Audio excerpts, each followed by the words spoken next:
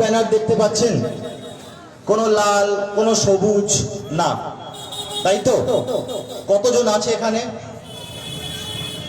একটা পার্টির ব্যানার নেই। যারা এখানে বসে আছে তারা কোনো এস্টাবলিশ নেতা নয়, তাদের কাছে টাকা নেই, ক্ষমতা নেই, তারা লড়াই করছে। এতগুলো মানুষ সামনে বসে আছে, এই জন্য আমরা কোনোদিনও হারবো না, এই জন্য আমরা কোনোদিনও হারবো না। আমার এই ছোট্ট ভাই হিমলি কবির সেকেন্ড ইয়ার থার্ড ইয়ারে পড়ে, প্রথমবার আজকে এখানে এসে বক্তব্য রাখছে। আপনারা তাকে শোনার জন্য বসে আছেন, আপনারা জানেন না এই ছেলেগুলোকে তাও আপনারা সমর্থন করছেন, তালি মারছেন। এই জন্য আমরা কোনোদিনও হারবো না, এই জন্য আমরা সব সময় জিতবো। মনের মধ্যে কোনো ভয় রাখবেন না, এই লড়াই আমরা জিতছি। কেন জানেন? তার কারণ হাজার হাজার কোটি টাকা খরচা করে ওদেরকে আইটি সেল বানাতে হচ্ছে। কি দরকার ছিল? বলতো আমরা হিন্দু রাষ্ট্র তৈরি করবো, হয়ে যেত। এত টাকা কেন খরচা করতে হচ্ছে? কেন তারা জানে এটা হবে না। কেন রাস্তায় রাস্তায় টাকা কোটি কোটি টাকা খরচা করে দাঙ্গার পরিকল্পনা করতে হচ্ছে? কারণ জানে যখনই নসীন ডাকবে 10 জন সিদ্ধব্রত দাঁড়িয়ে যাবে, ওরা এটা জানে ভালোভাবে। যখনই নসীন ডাকবে প্রত্যেক নসীন দাঁড়িয়ে যাবে ওদের বুকের, ওদের বন্দুকের নলের সামনে। ওরা এটা ভালোভাবে জানে, ওরা এটা জানে বলেই হাজার হাজার কোটি টাকা খরচা করছে আইটি সেল তৈরি করার জন্য, দাঙ্গা লাগার জন্য। প্রতিদিন সকাল থেকে রাত ওরা চেষ্টা করে চলেছে, এবং আমরা এই লড়াই জিতবো তার প্রমাণ প্রত্যেক দিন আমরা দেখতে পাই। আমার সাথে নসীনের পরিচয় হয় পার্ক সার্কাস মুভমেন্ট থেকে। আমি দেখেছি পার্ক সার্কাসে কিভাবে সাধারণ ঘরের মা বোনেরা রাস্তায় নেমে এসেছিল। তাদের পাশে কোনো বড় শক্তি ছিল না, কোটি কোটি টাকা নিয়ে কেউ ছিল না। আমি চ্যালেঞ্জ করছি, একটা মিছিল করে দেখা এখানে, যেই মিছিলে কাউকে টাকা দেবে না, কটা লোক আনতে পারবে? আমরা চ্যালেঞ্জ করছি, হাজার হাজার লোককে নিয়ে আসবো। হয়ে যাক একটা চ্যালেঞ্জ। প্রতি মিছিলের প্রত্যেকটা ছেলে যে পতাকা নিয়ে হাঁটে, দুদিন আগে হয়েছিল, খোঁজ নিয়ে দেখুন কটা করে পেমেন্ট পেয়েছি। তাহলে ওদেরকে টাকা দিয়ে লোককে রাস্তায় নামাতে হচ্ছে, কারণ ওরা জানে যে যখন আক্রমণ আসবে প্রত্যেক মুসলমান ভাই বোনেদের সামনে 10 জন করে হিন্দু ভাই বোন দাঁড়িয়ে যাবে। এটাই আমার ভারত। সরকার তুমি হিন্দুত্ববাদী বানানোর চেষ্টা করলেও এই ভারত কোনোদিনও হিন্দুত্ববাদী হবে না। এটা আমার ভারতের চরিত্র। আমরা প্রত্যেকে তাই জন্য এই ভারতের জন্য গর্ববোধ করি। আজকে এখানে আমাদের যে টপিকের উপরে আলোচনা, সেই টপিক হচ্ছে ধর্ষণ ফ্যাসিবাদের সময়। ধর্ষণ অত্যন্ত নিন্দনীয় একটা জিনিস, যেটা পৃথিবীর সকল সমাজে হয়ে থাকে, অত্যন্ত খারাপ জিনিস। কিন্তু বন্ধু, ফ্যাসিবাদ কিন্তু অস্ত্র হিসেবে ব্যবহার করে। এই ধর্ষণের সাথে আর 4টে ধর্ষণকে গোলাবেন না। আমার এই ভাই যে বক্তব্য রাখলো, সে বলার চেষ্টা করেছিল, হয়তো গুছিয়ে বলতে পারেনি, তার বক্তব্য ধরেই আমি বলছি। 1966 সালে যখন সাভারকার মারা যায়, তার কিছুদিন আগে একটা বই লেখে, 6 গ্লোরিয়াস ইপক্স অফ ইন্ডিয়ান হিস্ট্রি। তাতে সে লেখে আমাদের ধর্ষণকে অস্ত্র হিসেবে ব্যবহার করতে হবে। তারা দেখায় অতীতে মধ্যযুগে রাজারা এই কাজই করতে পারত। তারা তো বর্তমান প্রজন্মের জন্য নয়, তারা তো ভবিষ্যতের ভারত তৈরি করতে আসেনি। তারা তো 700, 800, 1000 বছর আগের পৃথিবীতে ফিরিয়ে যেতে আসছে। তাই জন্য সেই সব জিনিসগুলোকে তুলে নিয়ে এসেছিল। কিন্তু তারা তাদের এই হিসাবে সফল হবে না। দেখুন না, আজকে ওরা এসছে, আজকে ওরা আমাদেরকে বলছে যে আমরা হিন্দু। আজকেও আমি দেখলাম মহান ভাগবতের বক্তব্য, ঠিক আছে, যেখানে বলা হচ্ছে যে ভারতের মুসলমানরা সব থেকে ভালোভাবে আছে এবং হিন্দুদের মেনে নেওয়া উচিত যে তারা সুপিরিয়র বলেছে। এই যে বলছে, এই যে করছে, কেন করছে? তারা জানে যে অন্তর থেকে ভারতবর্ষের যে আত্মা আছে না, এই আত্মাটাই অসাম্প্রদায়িক। যে যে ইতিহাস পড়ুন ভারতের, মুঘল বলুন, তার আগে যে যে সুলতানরা ছিল তারা বলুন, যে যে এসছে, ব্রিটিশ বলুন, তারা প্রত্যেকে এসে একটা জিনিস বুঝেছে, ভারত অসাম্প্রদায়িক। সাম্প্রদায়িক রাজনীতি এখানে চলবে না। কখন মুঘলরা সফল হলো? কখন? আকবর পলিসিগুলো কি নিয়েছিল? সব অসাম্প্রদায়িক পলিসি। প্রত্যেক মুসলিম ভাইয়ের মা ছিল হিন্দু, বিয়ে হয়েছিল রাজপুতদের সঙ্গে মুঘলদের। কারণটা কি? কারণ জানে তারা অসাম্প্রদায়িক রাজনীতি কোনোদিনও ভারতবর্ষে হয়নি। তুমি চাইলে এই জন্য ভারত অসাম্প্রদায়িক এই জন্য নয় যে সংবিধানে লেখা আছে। সংবিধানের কি আছে? কালকে পাল্টে দিতে পারে।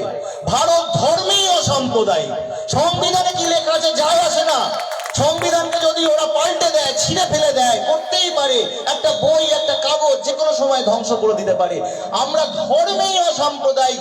এখানকার মুসলিম, এখানকার হিন্দু, এখানকার শিখ, জৈন, আমরা ধর্মেই অসাম্প্রদায়িক। 5% মানুষ নয় যারা আমাদেরকে আমাদের চরিত্র পাল্টানোর চেষ্টা করছে। এইটুকু আমি বলে দিতে পারি, যতদিনে ওরা ভারতের চরিত্র পাল্টানোর চেষ্টা করবে, তার আগে ওদের চরিত্র ভারত পাল্টে দেবে।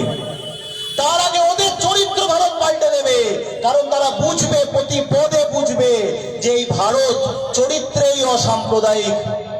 আজ থেকে বছরখানেক আগে আমার এক বোন সাজিদা মল্লিক আমাকে ফোন করেছিল, হুগলিতে থাকে। সে বলেছে, দাদা কি হচ্ছে এগুলো, এরকম অবস্থা কি হচ্ছে? আমাদের ছেলেরা খুব ভয় আছে, দুঃখে আছে, রাগ হচ্ছে অনেকের মধ্যে। আমরা অনেক করে বুঝিয়ে রেখেছি তাদেরকে, একদম এইসবে পা বাড়াবে না। আমি একটাই জিনিস বলেছিলাম আমার বোনকে, যে ওরা এটাই চায়। ওরা জানে যে ওরা ভারতকে কখনো দখল করতে পারবে না, ওরা তাদের ক্ষমতা কায়েম করতে পারবে না। ওরা চায় রাগাতে, যে রেগে গিয়ে কিছু একটা ঘটনা ঘটে যাক কোনো একটা জায়গায় এবং সেইটা নিয়ে ওরা রাজনীতি করতে পারবে। কিন্তু আমি সালাম জানাই, কুর্নিশ জানাই আমার মুসলিম ভাই বোনেদেরকে, যে তারা এত ঠান্ডা মাথায় এই ফাঁসিবাদের বিরুদ্ধে প্রতিদিন লড়াই করে চলেছে। আমি অবাক হয়ে যাচ্ছি দেখে। আমি যখন পার্ক সার্কাসে গেছিলাম দেখতে, আমি অবাক হয়ে গেছিলাম, এত ঠান্ডা মাথায়, এত সুন্দরভাবে কিভাবে আন্দোলন করে এই ভয়ঙ্কর ফ্যাসিবাদের বিরুদ্ধে লড়াই করছে। এটা ইতিহাস তৈরি করেছে।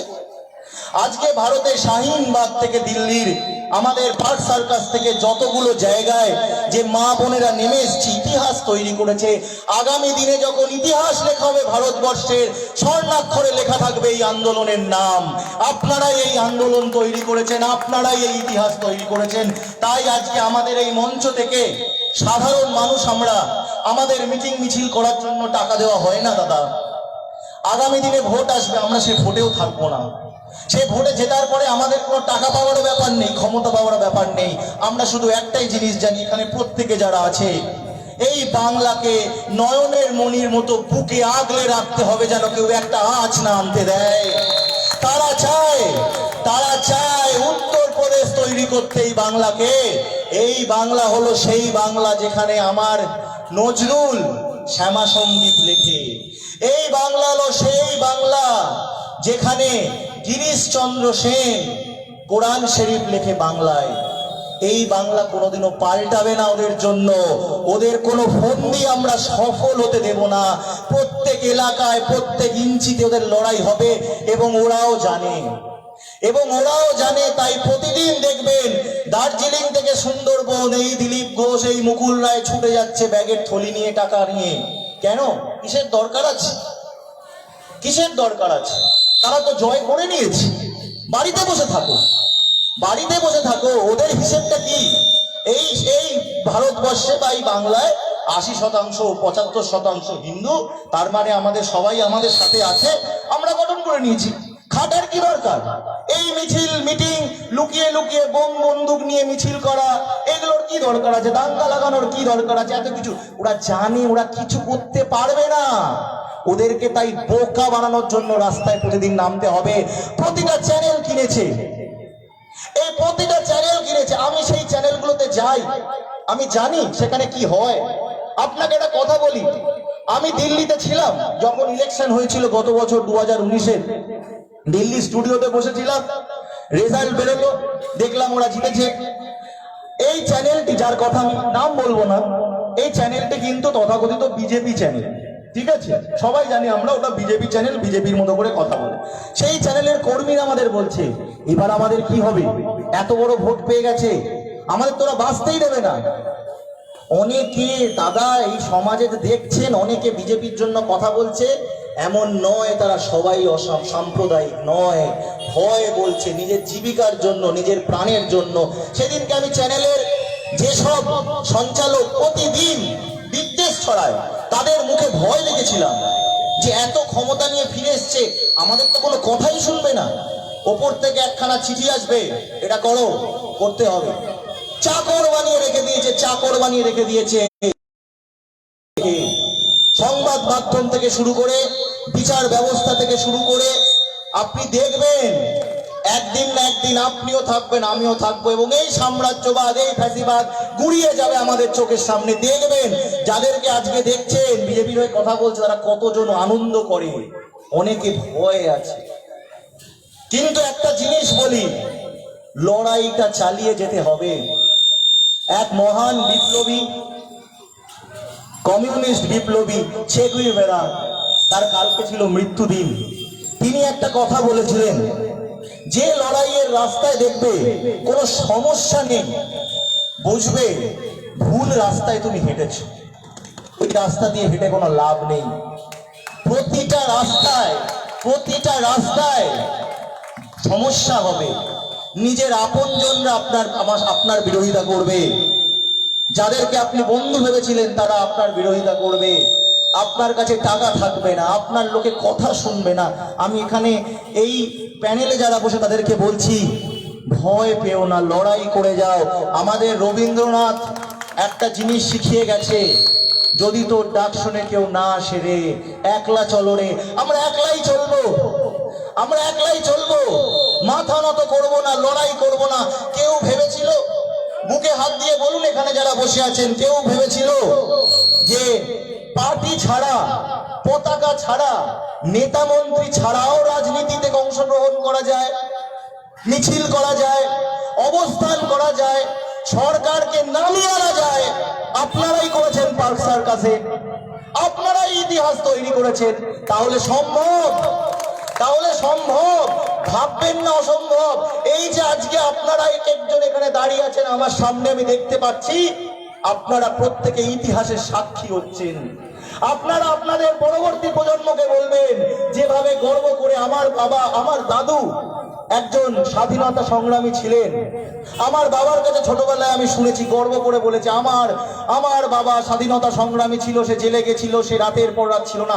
আপনারাও পরবর্তী প্রজন্মকে বলবেন, যখন ফ্যাসিবাদ নেমে এসেছিল, ঘর ঘর থেকে সংগ্রামী বেরিয়েছিল, আমরা রাস্তায় ছিলাম, প্রত্যেক দিন লড়াই করে গেছি, 1 ইঞ্চি জমি ছাড়িনি।